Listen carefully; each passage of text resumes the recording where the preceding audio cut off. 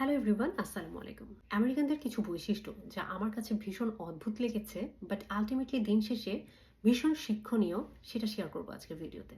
প্রথম এবং প্রধান যে বিষয়টা আমাকে ভীষণ স্ট্রাইক করেছে সেটা হচ্ছে এরা যখন কোনো আউটিংয়ে যায়, কোনো একটা জায়গায় ফ্যামিলি সহ ঘুরতে গেল, খেতে গেল, বেড়াতে গেল, হাইকিংয়ে গেল, আমি কখনো দেখি নাই তাদেরকে তারা পুরোটা সময় কোনো ফোন মোবাইল হাতে নিয়ে ঘোরে।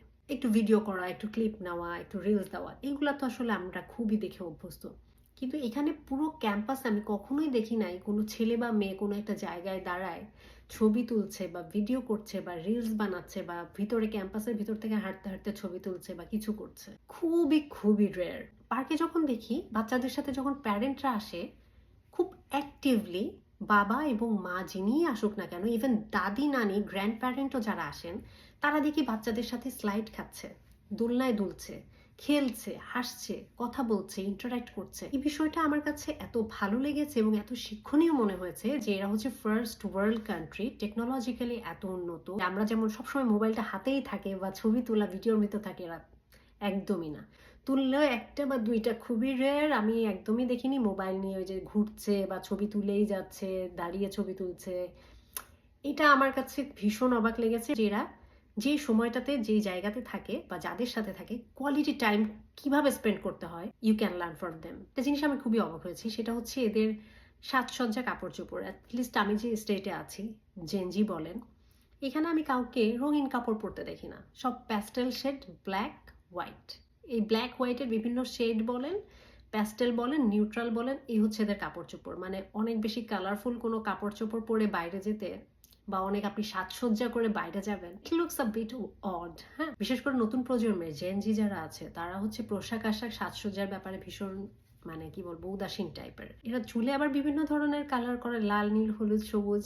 আবার বিভিন্ন ধরনের পিয়ার্সিং করে, কারোর আইব্রাউজের ভিতরে পিয়ার্সিং করা। বিভিন্ন ধরনের সাজসজ্জা।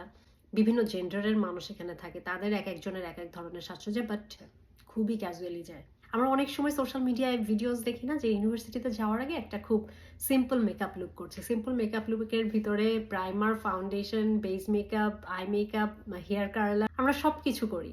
বাট এদের কোনো ক্যাজুয়াল কোনো মেকআপ নাই, এরা মেকআপ ছাড়াই ঘুরে এবং খুবই ক্যাজুয়ালি ঘুরে। জেনজি তো ভীষণ রাফ অ্যান্ড টাফ, কালারের ব্যাপারে তারা খুবই উদাসীন, মানে খুবই বেড়াছাড়া ভাবে এরা চলাফেরা করে। তৃতীয়ত যেটা খুবই ইন্টারেস্টিং ব্যাপার, সেটা হচ্ছে ফেসবুক ব্যবহারকারীদের এরা মনে করে যে ব্যাকডেটেড। যারা খুবই বয়স্ক, মিলেনিয়াল, লেট মিলেনিয়াল, তারা ফেসবুক ইউজ করে, গ্র্যানিরা ইউজ করে ফেসবুক। বাট এখনকার যুগে নাকি ফেসবুক কেউ ব্যবহার করে না। ফেসবুকের উৎপত্তি স্থল হচ্ছে আমেরিকা। আমেরিকানরা ফেসবুক ব্যবহার করে না, তারা ব্যবহার করে ইনস্টাগ্রাম, আর অনেক অনেক সোশ্যাল মিডিয়া আদার্স আছে, তারা ওইগুলো ব্যবহার করে। ইনস্টাগ্রামটা বেশি ব্যবহার করে, বাট ফেসবুক এখানে একদমই অচল বললে চলে। এখানকার বিজনেসও কিন্তু হচ্ছে টিকটক অ্যান্ড ইনস্টাগ্রাম কেন্দ্রিক।